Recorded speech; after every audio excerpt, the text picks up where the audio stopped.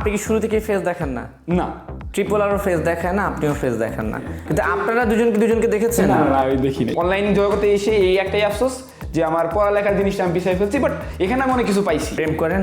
না না ভাই, এইসবের মধ্যে গার্লফ্রেন্ডও নাই? একটা স্পোর্টস তো নর্মাল জিনিস না, ওখানে ব্রেন চোখ কান একদম সব খোলা রাখতে হয়।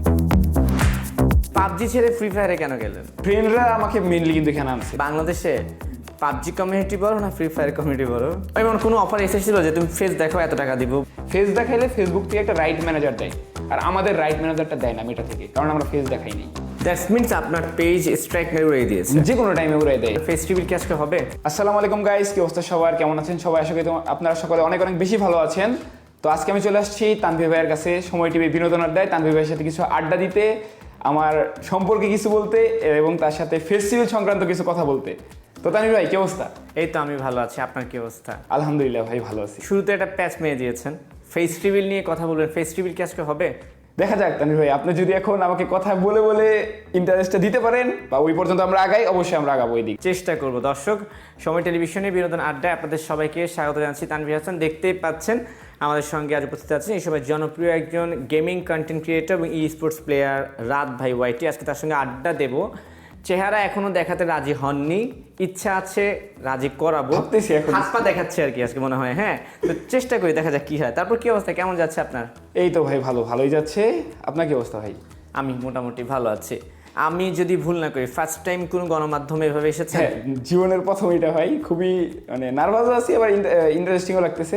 নার্ভাস কেন লাগছে আর ইন্টারেস্টিং কেন লাগছে বলেন? এখন ইন্টারেস্টিং লাগতেছে, এত বড় একটা জায়গায় আমি আসলাম, এটার জন্য অবশ্যই তো অডিয়েন্স পাওয়ার, তো যার কারণে তাদের সাপোর্ট ভালোবাসার কারণেই তো জিনিসটা আপনাদের সামনে গেছে, তো যার কারণে আপনাদের সাথে কথা বলতে আমার ভালো লাগতেছে, এটার জন্য একটু ইন্টারেস্টিং। আবার নার্ভাস হচ্ছে, কোনোদিন আমি ক্যামেরার মধ্যে এরকম ভাবে তো কখনোই আসিনি। কোথায় আপনি ক্যামেরার সামনে এলেন? আপনি যাই হোক, ক্যামেরার পিছনে ক্যামেরা আপনার পেছনে আছে, ঠিক আছে। এই যে আমার ক্যারিয়ারে আমি যতজন ইন্টারভিউ নিয়েছি তার মধ্যে দুইজন লোক আমাকে খুব জ্বালিয়েছে। একজন হচ্ছে মিস্টার ট্রিপলার, আর এখন আমার আজকে নামটা চলে আমার আসবে। সামনে বসে আছেন রাত ভাই ওয়াইটি, ঠিক আছে। আমি একটু জানতে চাই, আপনার নাম হচ্ছে রাত ভাই ওয়াইটি, কিন্তু আসলে আপনার আসল অরিজিনাল নাম কি? আমার অরিজিনাল নাম মোহাম্মদ রবিউল হুসাইন রাত। পড়াশোনা করছেন কোথায়? বর্তমানে শুধু ইউনিভার্সিটিটা বলে আর কোনো ডিটেলসে আমি যাচ্ছি না। আচ্ছা, ঠিক আছে। ড্যাফোডিল ইন্টারন্যাশনাল ইউনিভার্সিটিতে আমি আছি। আপনি যে ইউনিভার্সিটিতে ক্লাস করেন, হ্যাঁ। আপনার আশপাশের ফ্রেন্ড সার্কেল কেউ জানে না? না, আপনি কেউই জানে না, একজনও জানে না। কিন্তু এমন কাউকে পেয়েছেন যাদের সঙ্গে আপনি হয়তো খেলেন গেমস, কিন্তু তারা আপনাকে চিনে কিন্তু জানে না যে এটা রাত ভাই? এরকম কয়েকজন আছে, বাট আমার ডিপার্টমেন্টে নেই, অন্য ডিপার্টমেন্টে আছে। মানে আপনি দেখেছেন ওদেরকে? হ্যাঁ আমি দেখি, জানেন? আমি জানি যে ইনি আমাকে চিনে, বাট অনলাইনে চিনে, সামনাসামনি চিনে না। আচ্ছা, ঠিক আছে। অ্যাজ গতানুগতিক প্রশ্ন দিয়ে আমি শুরু করি সবসময়। আপনি নিজেকে কি বলে পরিচয় দিতে পছন্দ করেন বলুন তো? গেমিং কন্টেন্ট ক্রিয়েটর নাকি স্পোর্টস প্লেয়ার? আপাতত আমি বলবো কন্টেন্ট ক্রিয়েটর হিসেবে আমি নিজেকে পরিচয় দিই। কন্টেন্ট ক্রিয়েটর, হ্যাঁ, গেমিং কন্টেন্ট ক্রিয়েটর। আচ্ছা, ঠিক আছে। তো এই গেমিং কন্টেন্টের সঙ্গে কবে কিভাবে যুক্ত হলেন, একটু সেই গল্পগুলা। এই গল্পটা বলতে গেলে আমার মেনলি কখনো এরকম ইচ্ছা ছিল না যে আমি গেমিং এর দিকে আসবো, বা আমার টার্গেট এরকম ছিল না। সবার তো একটা টার্গেট থাকে, বাট করোনার টাইমে হঠাৎ করে বাসায় সব আমাকে, আমি বাইরে খেলাধুলা করতে খুব পছন্দ করতাম, ক্রিকেট বিশেষ করে আমার খুব পছন্দের একটা খেলা ছিল। এলাকায় যতটুকু খেলা দরকার ওটা আমি খুবই ছোটবেলা থেকে ইন্টারেস্ট ছিল এদিকে। বাট করোনার টাইমে হঠাৎ করে আমাকে বাসা থেকে বের হওয়া একদম নিষেধ করে দেয় আব্বু আম্মু, সরাসরি বলছে যে বাসা থেকে বেরোনো যাবে না, দরকার হলে তুমি বাসায় যা ইচ্ছে তাই করো। তখন আপনার বয়স কত ছিল? তখন বয়সটাতে না যাই ছিল আর কি, যাই হোক। আচ্ছা, কিসে পড়াশোনা করতেন? তো ওই পড়াশোনাতে আসলে তো চলে আসবে জিনিসটা। ও আচ্ছা, ঠিক আছে। তো ওইদিকে মানে আমার আপনি কাছে এটা ছিল। বললেন না, না, আপনি এটা পড়াশোনা কিসে পড়াশোনা? না, এটা আমি বলছি। কি প্রাইভেসি রে ভাই? আচ্ছা, ঠিক আছে। যাই হোক, তো ওই টাইমে আমাকে স্কুল কলেজ যা ছিল সব অফ, এটুকু আইডিয়া দেই, কলেজের মতোই ছিলাম। এইটুকু কলেজ সব অফ? হ্যাঁ, কলেজে ছিল। ওই টাইমে সব অফ। এখন আমাকে বাসা থেকে বের হইতেও দিবে না বাবা মা, অ্যান্ড আমার একটা ফোনও ছিল, অ্যান্ড যার কারণে ওখানে আমি বসে বসে, ওই ফোন থাকলেও আমি নর্মাল অফলাইন গেমগুলো আমি টুকটাক এমনি খেলাধুলা ওরকম ছিল, বাট এতটা আমার অ্যাডিকশন বা ওই দিকে যে আকর্ষণ ওইরকম ছিল না। তো যার কারণে যখন অফ করে দেয় টোটালি, তখন ফ্রেন্ডরা তো টুকটাক কথাবার্তা হইতো মেসেঞ্জারে, ফেসবুকে। তো ওখান থেকে জানাজানি হয় যে একটা গেম আছে যেখানে কথা বলে গেমটা খেলা যায়। আচ্ছা, দেন ফার্স্টে আমি নামাইছি পাবজি, এটা সত্য কথা। নামে ওইটা আমি কয়েকদিন খেলছি, মানে একদম কম, ওরকম বেশি ঢোকা হয় নাই। নর্মালি মুভি টুভি বা অন্যান্য সময় দিয়ে আর কি পার করা হইতো, কারণ লকডাউনের টাইম, বাহিরেও কিছু করতেছি না, পড়ালেখাও নাই। তো তারপরে আস্তে আস্তে আবার ফ্রেন্ডরা দেখি তারা খেলা শুরু করলো ফ্রি ফায়ার। তো ওই টাইমে আমার আর কি জিনিসটা ফ্রি ফায়ারের দিকে ঢোকা, অ্যান্ড টুকটাক কয়েকদিন খেলে ভালোই লাগলো, কথাবার্তা সবার সাথে একটু লাইভে কথা বলা যায়, মারামারি করা যায় না? মারামারি করা যায়, এইটুকুতেই মেন আমার আকর্ষণটা ছিল এদিকে। তো কথা বলতে বলতে এক টাইমে দেখা গেল যে সব অফ, গেম তো চলতেছে, আর আমার একটা জিনিস, আমার লাইফে সবসময় একটা জিনিস টার্গেট থাকে, আমি যা করব ওখানে যেন জিনিসটা ফুললি মনোযোগ দিয়ে করা হয়, তাতে আমি যাই করি। আমি দুষ্টামি করলে মনোযোগ দিয়ে করবো, খেলাধুলাও যেটা করি সব কিছুতে মনোযোগ। আমার কখনো মানে এখানে আমি হেরে যাবো এরকম কোনো ইচ্ছা আমার থাকে না, এখানে আমি ঢুকছি এটাতে আমি একদম টপেই থাকবো, এরকম আমার একটা টার্গেট ছিল। তো ওই গেমের ভিতরে কিন্তু সবগুলো গেম একটা র্যাঙ্কিং থাকে, ভালো খেললে বা ভালো স্কোর করলে লিডার বোর্ডে থাকে। তো ওই টাইমে একটা লিডার বোর্ড, যেটা আর কি তখন তো আর কি বাংলাদেশ ইন্ডিয়া একসাথে ছিল মানে সার্ভারটা, তো ওখানে দেখতাম ইন্ডিয়ার বেশিরভাগ ইয়ারাই আর কি টপে যাচ্ছে ইন্ডিয়া থেকে, বাংলাদেশ থেকে খুবই কম যাইতো, 100টা শো করতো নাম্বার, ওখানে কয়েকজনকে শো করতো, মেবি বাংলাদেশ থেকে 10টা থাকতো হাইস্ট, তাও 1 2 3 এর ভিতরে থাকতে পারতো, টপ 100-এ থাকে। টপ 100। তো ওইটা দেখে আমার আস্তে আস্তে ওই র্যাঙ্ক পুশ যেটাকে বলে ফ্রি ফায়ারের ভাষায় সবাই জানবে, ওইটার দিকে আমার আকর্ষণটা হয় যে আমি ওই লিডার বোর্ডে উঠবো। তো আস্তে আস্তে আস্তে আস্তে উঠতে উঠতে এমন একটা পর্যায়ে চলে আসে, প্রথমে আমি ওই অ্যাচিভমেন্টটা প্রথমে 100 না, টার্গেট রাখি যে না ওইটার যে একটা স্কোর বলে গ্র্যান্ড মাস্টার, ওই পর্যন্ত আমি যাই। তো 1 2 বার যাওয়ার পরে নিজের মধ্যে একটা আকর্ষণ চলে আসে যে না আমিও পারবো, এটার উপরে যে মানে 100-এর ভিতরে আমি ঢুকতে পারবো। তো ওই ফার্স্ট ওই লকডাউনের টাইমে একবার আমি 100-এর ভিতরে ঢুকি, দেন ওখান থেকে আমি ঢুকে অন্যান্য যে প্লেয়ারগুলো ছিল লাস্টের দিকে গিয়ে অনেক হার্ড হয়ে যেত একটা নির্দিষ্ট স্কোর পর। তো ওই হার্ডটা আমি মোটামুটি ভালোই পার করতে পারতাম, বা ওইটা আমার ভিতরে চলে আসছিল। অ্যান্ড এরকম করতে করতে এই 2 মাস পর পর সিজন ডাউন হইতো, প্রথম 2 3 মাস ওই 100-এর ভিতরে ঢুকে 50 40 এরকম করেছিলাম, তারপর হঠাৎ করে একদম টপ 10 টপ 1 টপ 2 অ্যান্ড বাংলাদেশের মধ্যে টপ 1। আপনি কি প্রথম ছিলেন নাকি বাংলাদেশের মধ্যে প্রথম বলতে ওই টাইমে যে আমার যে খেলার টাইমটা চলতেছিল তখন হাইস্ট স্কোর বা উপরের দিকে সর্বোচ্চ উঠা ওইটা আমি উঠছি লাস্ট পর্যন্ত যে থাকে একটা স্কোরের রেকর্ড যে থাকে, সেখান থেকে গেমিং কন্টেন্ট সেখান থেকেই কন্টেন্ট ক্রিয়েটিং এর দিকেও তবুও আমার ইচ্ছা ছিল না, আমার ওই গেমের মধ্যে ছিল। বাট তখন যখন আমাকে সবাই চেনা শুরু করলো, জানা শুরু করলো, তখন আবার অনেক ফেক ভার্সন বের হচ্ছিল আমার, মানে আমার নামটা কপি করে হ্যাঁ এরকম। বা আবার একটা জিনিস আমার মনে লাগতো, এটা হচ্ছে ইন্ডিয়ান বেশিরভাগ মানুষ, আমার নাম ছিল রাত ভাই অনলাইন মানে গেমের নেম, তো যার কারণে ওরা আর কি জিনিসটা ভাবতো রাত ভাই এটা মেবি ইন্ডিয়ারই, কেউ জানতো না যে আমি বাংলাদেশি। তো এই কারণে জিনিসটা ওইভাবে আমার উঠে আসছে, অ্যান্ড আস্তে আস্তে ওইটা আমার জানাইতে ইচ্ছা করছে যে আমি বাংলাদেশি। অ্যান্ড আমার এলাকার কিছু বড় ভাই ছিল, তারা আবার এই সব সম্পর্কে জানতো, অনেক সিনিয়র ছিল, তারা আমাকে খুবই প্রেশার দিত যে তোকে এতজন চিনতেছে, তুই কন্টেন্ট বানানো শুরু কর ইউটিউবে, তোকে তো অনেক ফ্যান ফলোয়ার আছে, তোর অনেক ভিউজ হবে, এই সেই এভাবে একটা আইডিয়া দিছে, এই জন্যই আস্তে আস্তে আসা। ফ্রি ফায়ারের সঙ্গে পাবজির তো বেশ একটা দ্বন্দ্ব আছে মনে হয় একটু, না? হ্যাঁ মোটামুটি আছে, আমি ওই চোখে দেখি না। আপনি দেখেন না, কিন্তু আমি কমেন্ট বক্সে দেখি যে এখন মানুষের তো অনেক মনোভাব থাকে। এই প্রশ্নটা আমি তুলতাম না, আপনার শুরু হয়েছে পাবজি দিয়ে, আপনি ছেড়ে ফ্রি ফায়ারে গেছেন, পাবজি ছেড়ে ফ্রি ফায়ারে কেন গেলেন? ওই টাইমে মেন হচ্ছে ফ্রেন্ডরা আমাকে মেনলি কিন্তু এখানে আনছে, কারণ ফ্রেন্ডের সাথে আমি একসাথে ক্রিকেট খেলতাম। পাবজি থেকে ফ্রি ফায়ার সঙ্গদোষে বলতে তারা ওখানে খেলে মজা পাচ্ছিল, দুইটাই খেলছে, আমারও কেমন যেন ওইটাতে একটা ইন্টারেস্ট হয়ে গেল, এখন জানি না কেন বাট হয়ে গেছে আর কি। হয়ে গেছে, হ্যাঁ। এখন আর পাবজি খেলেন না? না না, মন টানে পাবজি থেকে একটু? মন টানে বলতে 21-এর মিডলেও কয়েকদিন খেলে একটু টেস্ট করছি যে এটার দিকে এত হয়ে গেছে, এটা একটু খেলে দেখি কেমন লাগে, তারপরে আর ওরকম মন টানে নেই। একটা জিনিসে ফ্রেন্ড হয়ে গেছে, মেন হচ্ছে ওখানে অনেক ফ্রেন্ড ছিল আমার ইন্ডিয়ার, তো যার কারণে এইদিকে আমার চলে আসছেন এদিকে। কিন্তু এই প্রশ্নটা ছোট্ট করে উত্তর দিবেন যে পাবজি প্লেয়াররা ফ্রি ফায়ারকে দেখলে অ্যাগ্রেসিভ হয়ে যায়, মানে কমেন্ট বক্সে আমি দেখি, অডিয়েন্স আবার ফ্রি ফায়ার দেখি যে পাবজি প্লেয়ার বা পাবজি লাভারদেরকে দেখলে খুব অ্যাগ্রেসিভ হয়ে যায়, কমেন্টসে ব্যাপক যুদ্ধ চলে। এই যুদ্ধের আসলে কারণ কি রহস্য? সবাই একটা কম্পেয়ার করতে চায় দুই গেমের সাথে, সবাই একটা জিনিস চায় যে আমি এটাতে এতদিন খেলে ফেলছি, যেমন আমি ফ্রি ফায়ার কিন্তু লং টাইম খেলে ফেলছিলাম, তো লং টাইম যদি আমি পাবজি খেলতাম তাহলে কিন্তু আমার ওইদিকে একটা আকর্ষণ থাকতো।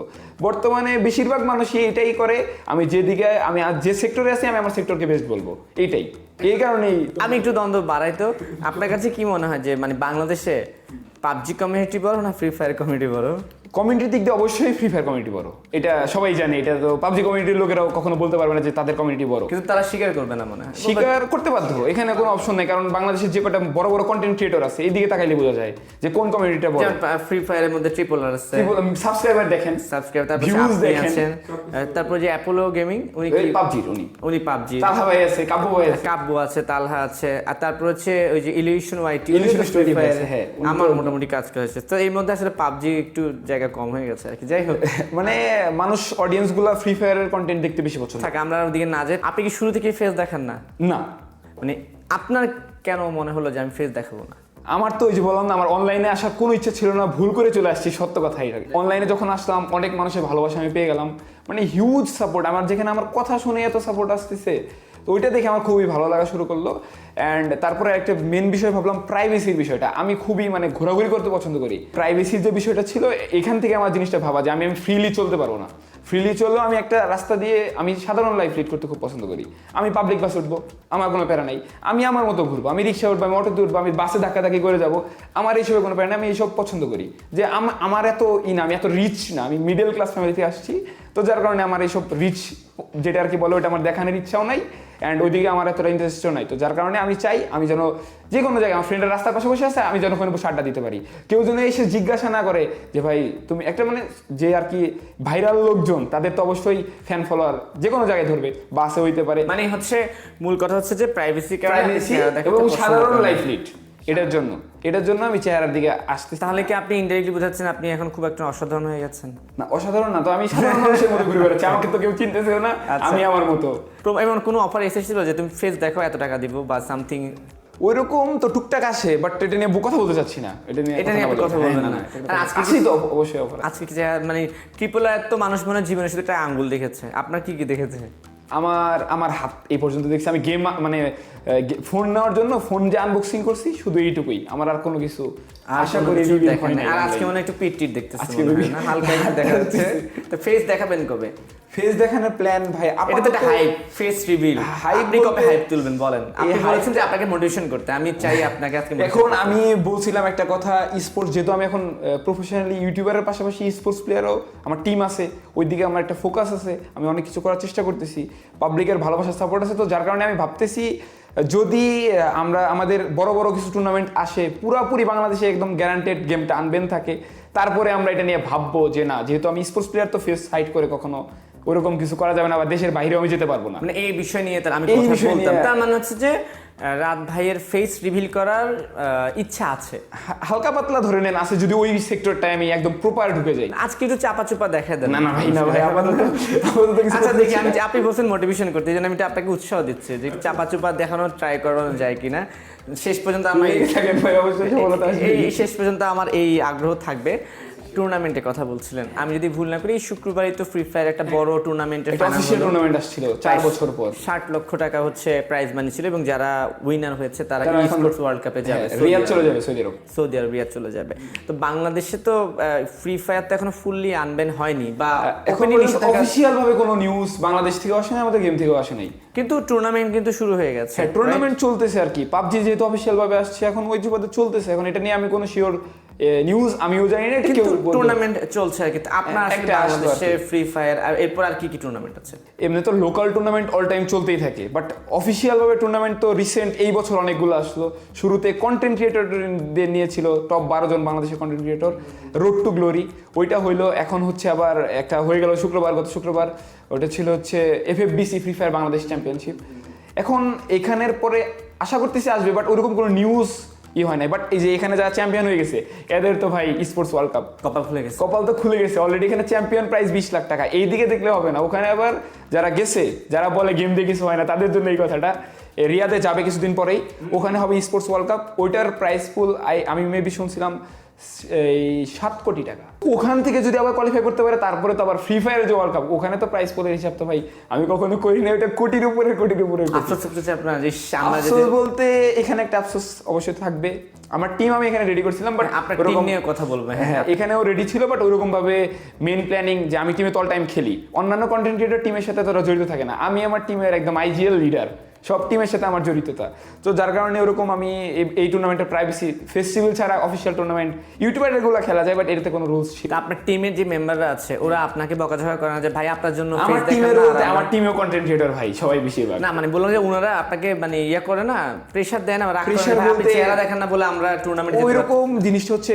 গেম তো অনেকদিন পর টুর্নামেন্ট আসলো, এখন এই টিমটা যখন ওই জায়গায় যাবে, ওই জায়গায় পারফরমেন্স করবে, পুরা বাংলাদেশ দেখবে, তখন কিন্তু জিনিসটা অটোমেটিক যারা হেড করতো গেমটাকে তাদেরও কিন্তু এখানে একটা আকর্ষণ আসবে যে না, এই গেমটা আমি খেলছি, এটাতে একটা ফিউচার হয়, বা এটাতে ভালো খেললে অবশ্যই একটা স্পোর্টস তো নর্মাল জিনিস না, ওখানে ব্রেন, চোখ, কান একদম সব খোলা রাখতে হয়। তো ওইরকম যখন তাদের মাথায় আইডিয়া আসবে তখন অবশ্যই তারা স্পোর্টসের দিকে আগাবে। এবং কি এইবার যেহেতু হুট করে আসলো, তো যার কারণে এতটা আফসোস টুকটাক তো হচ্ছে, বাট ওরকম বড় সড়ো হবে না। বাট নেক্সটে যখন আসবে অবশ্যই আমরা প্ল্যান করে ভালো কিছু করার চেষ্টা করব। ফেস সহ আসবে, হ্যাঁ আপনি বলেছেন তার যদি আমি থাকি তাহলে তো ফেস থাকতে হবে। এখন টিমে যদি আমার সরা লাগে তাহলে হয়তোবা। এখন আপনার টিম নিয়ে কিছু জানতে চাই, বলেন। টিম, আপনার একটা টিম আছে ফ্রি ফায়ার। হ্যাঁ, টিমটা মেন হচ্ছে আমার এখন এখানে একটা কথা বলি, ফ্রি ফায়ার দুইটা সেক্টর আছে, একটা হচ্ছে র্যাঙ্ক পুশ সেক্টর আর একটা হচ্ছে এই টুর্নামেন্ট সেক্টর। স্পোর্টস প্লেয়ার থাকে আলাদা, র্যাঙ্ক পুশ হচ্ছে গেমের ভিতরে টপ লিডারবোর্ড পুশ করবে, আর টুর্নামেন্টে হচ্ছে পুরা টিম আলাদা আলাদা হয়ে এখান থেকে টপে যাবে, তারপরে এটা জিনিসটা বাহিরে যায়। তো বুঝতে পারছেন বিষয়টা। তো আমরা ছিলাম র্যাঙ্ক পুশ সেক্টর, এই যে বললাম শুরুতে র্যাঙ্ক পুশে আমি ঢুকছিলাম। তো ওই লিডার বোর্ডে আমরা টপ করতে করতে একসময় নামই দিয়ে দিই, আমার নাম বাংলাদেশ টপ 1, এবং আমার সাথে যারা খেলে সবার একটা টিম হয়ে যায়, মানে আমাদের টিম মূলত মিকটা আমারই করা বাংলাদেশ টপ 1 টিম। তো এখান থেকে হতে হতে দেন যখন দেখি যে টুর্নামেন্টে টুকটাক হাইপ চলতেছে বা গেমের মাঝখানে মেবি 23 সালের শুরুতে একদমই মোটামুটি গেমটা একদম বসে গেছিলো। মোটামুটি আপনারা তো জানেনই, একদমই বসে গেছিলো। ফ্রি ফায়ারের যাদের ভিউজ ছিল মিলিয়ন মিলিয়ন, মানে ব্যানটা করে দেওয়ার পর তারপরে কিন্তু ভিউজগুলো ডাউন খাইতে থাকে। বাট আমার ভিউজটা শুরু থেকে এভারেজ ছিল, এখনও মোটামুটি বাংলাদেশের মধ্যে হাইস্ট ভিউজ হয়, এটা সবাই জানে, সবাই বলে আর কি। আমারই হচ্ছে, মানুষ পছন্দ করতেছে আমাকে। তো যার কারণে ওই টাইমে আমার মাথায় আসে এই গেমটা দিয়ে যদি আমি এই র্যাঙ্ক পুশি করতে থাকি, এটা তো আমার যা লাভ হয়, প্রফিট হয়, ওটা আমি কাজ করতেছি, আমি পাচ্ছি। বাট যারা দেখতেছে বিনোদনের পাশাপাশি তো তাদের তো এই গেমের পিছনে একটা আকর্ষণ থাকা দরকার, বা ওটা তো স্পোর্টস। অবশ্যই ওই র্যাঙ্ক পুশ করে তো কোনো লাভ হচ্ছে না, বা ওখান থেকে তো তারা কোনো বেনিফিটও পাচ্ছে না, শুধু নামটাই হচ্ছে, পুরো সময়ও নষ্ট, সব নষ্ট। তো তারপরে আমার মাথায় শুধু ঘুরতে থাকে যে এই কন্টেন্ট থেকে কীভাবে একটু সাইড হয়ে পাবলিককে ভালো কিছু দেওয়া যায়। বিনোদন তো পাবে, আমার যে কোনো কন্টেন্টেই আমার মানে বিনোদনের জন্য বেশি পছন্দ করে। তো এরকম চলতে চলতে এক সময় আমার মাথায় এই টুর্নামেন্টের সেক্টরটা আসে। আমি এদিকে হালকা পাতলা আসি, কয়েকজন ইউটিউবারদের নিয়ে টুর্নামেন্টটা করানো হয়, জানো ইউটিউবাররা এদিকে আকর্ষণ হইলেই অবশ্যই অডিয়েন্সরাও আসবে। তো তারপরে যখন কয়েকজনকে আনা হয়, আমরাও যাই। তো যাওয়ার পরে এখানে সবাই তো ভাবছে আমরা ওই অন্য সেক্টরে আছি, এখানে তো আর ওরকম পারফরমেন্স করতে পারবো না। আর ইউটিউবারদের বেশিরভাগ ইউটিউবার ওরকম কোনো টিম নাই, সবাই নর্মালি খেলে বা টিম নাই। তো আমার নিজের টিম নিয়ে আমি ওখানে গিয়ে মোটামুটি অনেক ভালো পারফরমেন্স শুরু হয়ে যায়। শুরু থেকেই ইনফ্লুয়েন্সার টুর্নামেন্টগুলো হয়, তাতে মোটামুটি মোস্ট অফ দ্য টুর্নামেন্টের চ্যাম্পিয়ন আমরা মারছি। তো এই চ্যাম্পিয়ন মারার পরে পুরো অডিয়েন্স এমনি আমাদের ভালোবাসতো, ওই র্যাঙ্ক পুশের ওখান থেকে লিডার বোর্ডে যেতাম। তো তারপরে থেকে আমাদের পুরো টুর্নামেন্টে তারা অনেক একটা ভালো দেওয়া শুরু করে দেয়, যে সাপোর্ট দেওয়া শুরু করে দেয়। প্রত্যেকটা লাইভ চলে, যেখানে অনেক সাপোর্ট, লাইভ স্ট্রিমে। তাতে একটা আইডিয়া দিই, বাংলাদেশে যদি এখন একটা টুর্নামেন্ট থাকে, ধরেন কোনো চ্যানেলে সাবস্ক্রাইবারও নাই, কিছুই নাই, শুধু আমাদের টিমের নাম ওখানে আছে, লাইভ চলতেছে, তাতে ইনস্ট্যান্ট ওখানে অডিয়েন্স চলে আসে, সেটা একটা জাদুর মতো হয়ে যায়।